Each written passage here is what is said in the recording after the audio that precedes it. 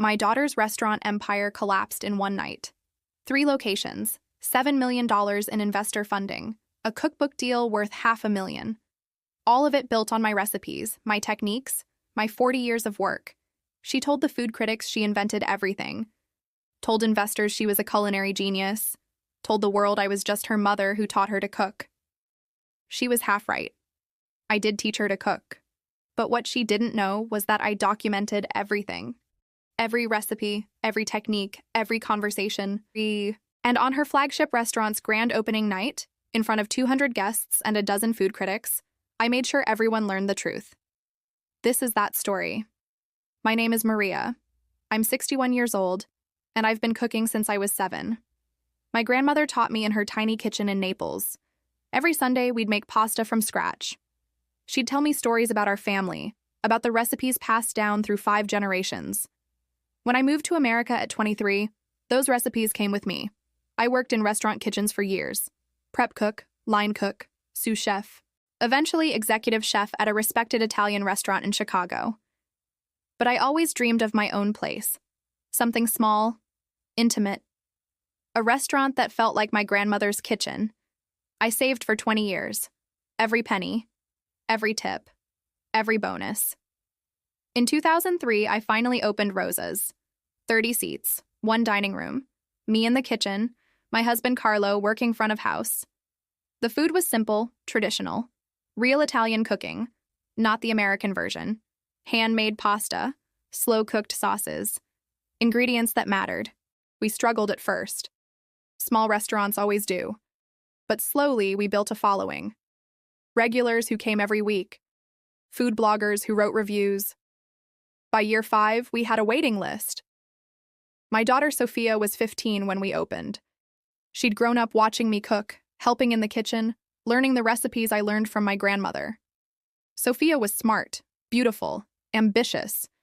She went to culinary school, then business school, got her MBA at 26. She'd visit the restaurant, taste new dishes, give feedback. "Mom, this is incredible. You should expand. You should franchise. You're sitting on a gold mine." But I didn't want empire. I wanted Rosa's. One perfect place. Sophia couldn't understand that. Carlo died in 2019, heart attack, sudden, devastating. Rosa's felt empty without him. The joy disappeared. Cooking became mechanical. Sophia visited more after that, brought business proposals, spreadsheets, market analysis. "Mom, let me help you grow this. We could have locations in 3 cities. You could retire, live comfortably. I'd handle everything." I wasn't interested. Rosa's was mine and Carlo's. Expanding felt wrong. But Sophia was persistent. "At least let me document the recipes, professionally. So we preserve Nonna's legacy, so nothing gets lost." That made sense. I was 59. Who knew how much longer I'd be cooking? We spent 6 months in my kitchen, Sophia with her laptop, me cooking, explaining every technique, every ingredient ratio, every secret. The focaccia that needs exact humidity, the ragu that cooks for 8 hours, the tiramisu with Nonna's special coffee mixture. "Mom, these need to be protected, trademarked, so nobody can steal them." Who's going to steal them? Corporate chains, food companies, people who'd mass-produce Nonna's food and destroy the legacy. She made it sound noble, protective. "Let me handle the legal stuff, copyright the recipes, trademark the techniques. I know business law. You focus on cooking." I trusted her. She was my daughter. I signed the papers she put in front of me, didn't read them carefully. They were full of legal language I didn't understand. "This protects everything, Mom. Now Nonna's legacy is safe." I believed her. 6 months later, Sophia announced her restaurant. Nonna's Kitchen. 3 locations launching simultaneously. Chicago, New York, Los Angeles. I've secured investor funding. $7 million. I stared at her. "What?" "I'm taking our family recipes to the national level, making Nonna's food accessible to everyone." "Those are my recipes, Sophia." "There are family's recipes, Mom. And I've spent 2 years developing the business model. The investors are backing me, not Rosa's. I'm the one making this happen." Something in her tone, Cold. Calculating. What did I sign, Sophia? The trademark agreements. The recipes are legally protected now. Protected by who? By Nana's Kitchen LLC, my company. My blood went cold. You trademarked my recipes under your company? Our recipes? And yes, someone had to protect them properly. I created those dishes. I perfected them over 40 years. You cooked them, Mom. I'm building the business. There's a difference. She left. I sat in my kitchen for hours. Then I called a lawyer. The lawyer's name was Anthony Russo. 50s, sharp, Italian-American like me. I showed him the papers Sophia had me sign. He read for 20 minutes, finally looked up. Mrs. DeMarco, you signed over commercial rights to your recipes. What does that mean? It means your daughter owns the trademark. She can use these recipes commercially. You cannot. But I created them. That doesn't matter. You signed away the commercial rights, in writing. Can I still cook them at Rosa's? He flipped through pages. That depends. The agreement grants her exclusive commercial use of these specific recipes and techniques. Technically, Rosa's is a commercial enterprise. She could sue me for cooking my own food? Yes. I felt sick. However, Anthony continued, there's something interesting here. The recipes themselves aren't copyrightable, only the specific written version she created. If you can prove you were making these dishes before she trademarked them, we might have an argument. I've been making them for 40 years. Can you prove it? I thought about my notebooks, handwritten recipes from my grandmother, notes in the margins, dates, photos from Rosa's early years showing the same dishes. Yes, I can prove it. Then we file a lawsuit. Trademark fraud. She claimed original authorship of recipes that existed before her company. How long will that take? Years, and it'll cost you everything you have. I looked at him. What else can I do? You could let her win, walk away, close Rosa's. That's not an option. Then you fight. But Mrs. DeMarco, fighting family destroys relationships forever. She already destroyed our relationship. I'm just making sure she doesn't destroy Nona's legacy too. I spent 3 months gathering evidence. Every photograph from Rosa's opening in 2003. Menu cards showing the same dishes Sophia claimed to invent. Reviews from food critics dating back 15 years describing my signature ragu and perfect tiramisu. My grandmother's original recipe book. Handwritten in Italian. Dated 1956. Customer testimonies. People who'd eaten at Rosa's for years. Maria's focaccia is legendary. I've been coming here since 2005. I found videos. A local news segment from 2008 showing me making pasta, the exact technique Sophia was now claiming as her proprietary method. I documented everything, built a timeline, proved that every recipe Sophia trademarked existed before her company did. Anthony reviewed it all. This is good. Very good. We can win this. How long? 2 years minimum. I don't have 2 years. Her restaurant's open in 3 months. He studied me. There's another option. What? Go public. Tell your story. Let the court of public opinion decide. That'll destroy her. She tried to destroy you first. I thought about it for a long time. Then I said, set up meetings with food critics. I want to tell them everything. Chapter 6. The opening night, 3 minutes. Sophia's flagship, Nona's Kitchen, opened in Chicago on October 15th.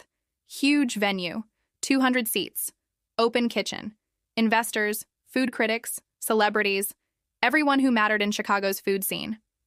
I wasn't invited, but I came anyway. I wore my chef's whites, the ones from Rosa's, brought my grandmother's recipe book. Security tried to stop me at the door. I'm Maria DeMarco, Sophia's mother. I'm here to see my daughter's restaurant. They didn't know what to do, called Sophia. She appeared, smiled tightly. Mom, what are you doing here? Supporting your big night. She knew I was lying, but she couldn't make a scene. Too many cameras. Of course, come in. The restaurant was beautiful, modern, sleek, nothing like Rosa's, but the menu. Every dish was mine. Maria's signature ragu, my recipe, 40 years of perfecting.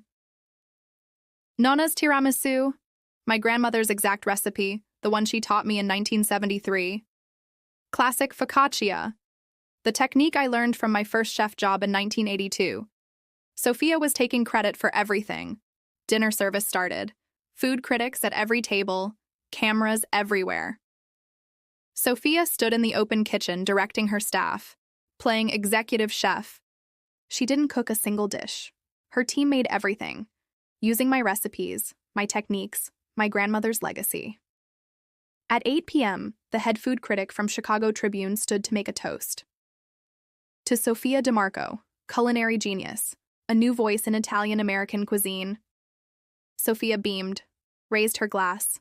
That's when I stood up. "Excuse me, I'd like to say something." Sophia's smile froze.